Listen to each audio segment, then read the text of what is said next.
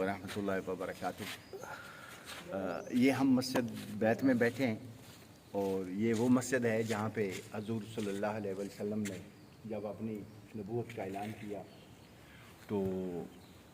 लोगों को दावत देते थे, लोग नहीं मानते थे। तो हज वाले काफ़िले जो यहाँ आते थे, हजूर सल्लल्लाहु अलैहि वसल्लम उन काफ़िलों उन खैमों में आते और उनको दावत तबलीग देते और कहते कि मैं अल्लाह का आखिरी नबी हूँ और मुझ पे ईमान ले आए। कुछ लोग मानते, कुछ ना मानते। और अबू जहल लोग जो हैं वो साथ साथ होते, वो बल्कि पीछे आते और कहते कि ये झूठा है, नाउज़ुबिल्लाह माअज़ल्लाह, कि ये दीवाना है, इसकी बातें ना सुनो, जो इसकी बात सुनता है वो माँ बेटे से दूर हो जाती है, बेटा माँ से दूर हो जाता है। तो पहली बार मदीना से कुछ लोग आए और उन्होंने हजूर सल्लल्लाहु अलैहि वसल्लम की बात सुनी, वो अल्लाह के नबी पे ईमान ले आए और यहाँ आके उन्होंने बैत की। जो इस तारीख़ इस्लाम में आपको मिलता है मस्जिदुल बै, यानी बैत उक़बा उला जो हुई, बैत उक़बा उला वो इस जगह पे हुई। हजूर सल्लल्लाहु अलैहि वसल्लम ने अंसारे मदीना वो जो थे उनसे यहाँ पे बैत ली और उसके बाद वो लोग वहाँ मदीना वापस चले गए। वहाँ उन्होंने अपने हिसाब से लोगों को कुछ बताया, कुछ लोगों ने बात सुनी। अगले साल वो जो थे वो 12 लोग थे और यहाँ आके वो हजूर सल्लल्लाहु अलैहि वसल्लम से मिले और उन्होंने कहा कि या रसूलुल्लाह सल्लल्लाहु अलैहि वसल्लम, आप ऐसा करें कि हमें इल्म नहीं है, हम इस दीन को जानते नहीं,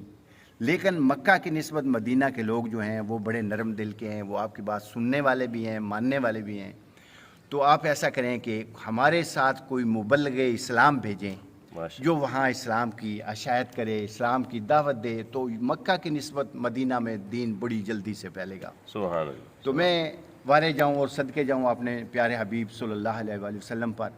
कि उन्होंने मुंतखब किस को फरमाया उस तबलीग के लिए, और जिनका इंतखाब फरमाया वो हज़रत मसअब बिन उमैर रज़ी अल्लाह ताला अन्हु हैं। सुभान अल्लाह। और ये वो साहबी रसूल हैं कि जिनकी शक्ल मुबारक हजूर सल्लल्लाहु अलैहि वसल्लम से मिलती थी।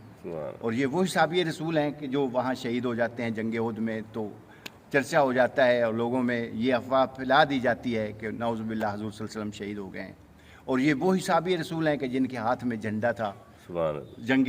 उहद वाले दिन, और जब वो दुश्मन ने एक हाथ पे वार किया जिसमें झंडा था तो उन्होंने दूसरे हाथ में ले लिया, जब दूसरा भी काट दिया तो उन्होंने बिल्कुल ऐसे दो जो अपने वो कोलियाँ हैं उनमें उसको, और फिर आखिर शहीद हो गए। तो ये वो साहबी रसूल हैं कि इस मक्का के अंदर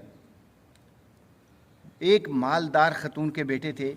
और वो माँ अपने बेटे को जो लिबास और खुशबू लगाती थी वो मक्का की गलियों में कभी किसी ने ना वो लिबास कभी देखा था और ना ही कभी वो खुशबू किसी ने सूंघी थी। और जिस गली से हज़रत मसअब बिन उमैर रज़ी अल्लाह ताला अन्हु गुज़र जाते थे तो लोग कहते थे यहाँ से मसअब गुज़र गए। लेकिन जब दीन कबूल किया, अल्लाह के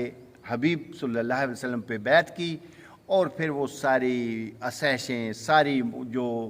उनको फैसिलिटी माँ की तरफ से मिली हुई थी वो सारी छोड़ दी। और माँ ने कहा कि ये जो कपड़े पहने हुए तुम ये भी उतार के तो ये चले जाओ। तो उन्होंने कहा मुझे ये कबूल है। और फिर कहते हैं कि मक्का की गलियों ने वो वक्त भी देखा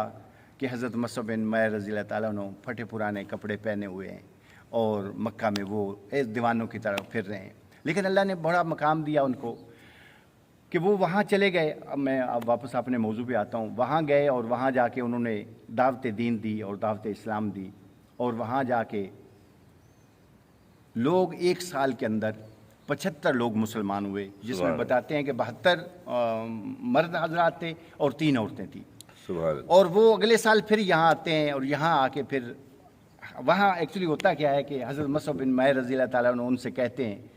कि ए अंसारे मदीना, हजूर सल्लल्लाहु अलैहि वसल्लम वहाँ बहुत तकलीफ़ में हैं और मक्का के लोग उनको बहुत परेशान करते हैं। तो यहाँ आपने इतना किया है, अगर थोड़ा सा अगर आप ये करें ना कि आप हिम्मत करो तो हम हजूर सल्लल्लाहु अलैहि वसल्लम को यहाँ मदीना ले आए। अब ये कातबे वही लिख चुका था कि हजूर सल्लल्लाहु अलैहि वसल्लम ने मदीना जाना है, लेकिन ये मशवरा, ये सुजेशन जो दुनिया पे दी जा रही थी ये हज़रत मसअब बिन उमैर रज़ी अल्लाह ताला अन्हु दे रहे थे। और अंसारे मदीना बड़े खुश हुए, कहा कि ए मसअब बिन उमैर, अगर हजूर सल्लल्लाहु अलैहि वसल्लम हमारे पास आ जाए तो हमें और क्या चाहिए। तो अगले साल वो आए और उन्होंने मतलब बड़ी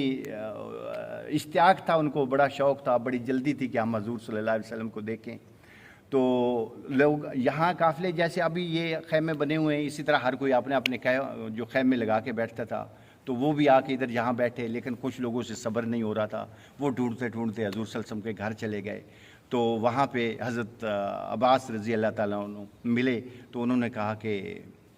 میں آپ کو حضور صلی اللہ علیہ وسلم ملاتا ہوں۔ حضور صلی اللہ علیہ وسلم ملے تو کہا کہ یا رسول اللہ صلی اللہ علیہ وسلم، ہم آپ کو جو ہے نا وہ لینے آئے ہیں، آپ ہمارے ساتھ مدینہ چلیں۔ تو وہاں جا کے انہوں نے کہا کہ آپ ایسا کریں کہ آپ یہاں سے چلے جائیں، آپ خیموں میں جائیں، میں حج والے دن وہاں پہ آ جاؤں گا، اور بلکہ وہ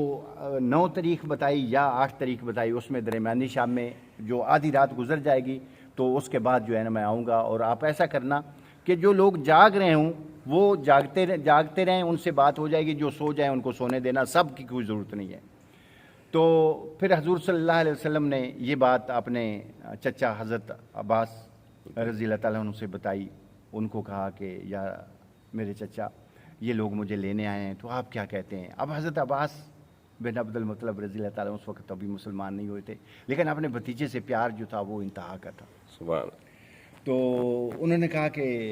اے میرے بھتیجے، میں آپ کے ساتھ جاؤں گا، سبحان اللہ۔ میں خود ان سے بات کروں گا، اگر وہ آپ کا ذمہ اٹھائیں تو پھر میں اجازت دوں گا، ورنہ میں آپ کو جانے نہیں دوں گا۔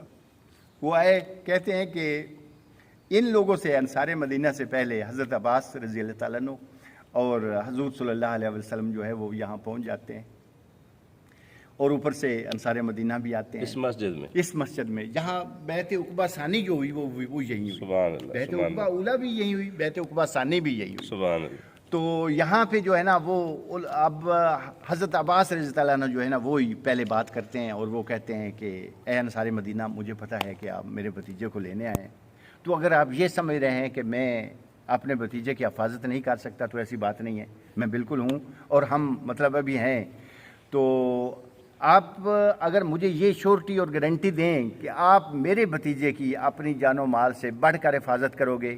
اور کبھی ان کو کسی چیز سے کچھ نقصان نہیں پہنچنے دو گے، تو پھر میں اجازت دیتا ہوں، ورنہ میں ایسا نہیں کرنا چاہتا آپ کو۔ تو انہوں نے کہا کہ اے عباس بن عبد المطلب، ہم آپ کے بھتیجے کی اپنی جان و مال سے زیادہ حفاظت کریں گے، اور ہم اپنی جانیں بھی ان پہ وار دیں گے، ہم سے جو آپ نے گارنٹی، جو شورٹی لینی ہے ہم وہ دینے کو تیار ہیں، لیکن ہماری بھی ایک مطلب ریکویسٹ ہے، یا ہماری بھی ایک گزارش ہے کہ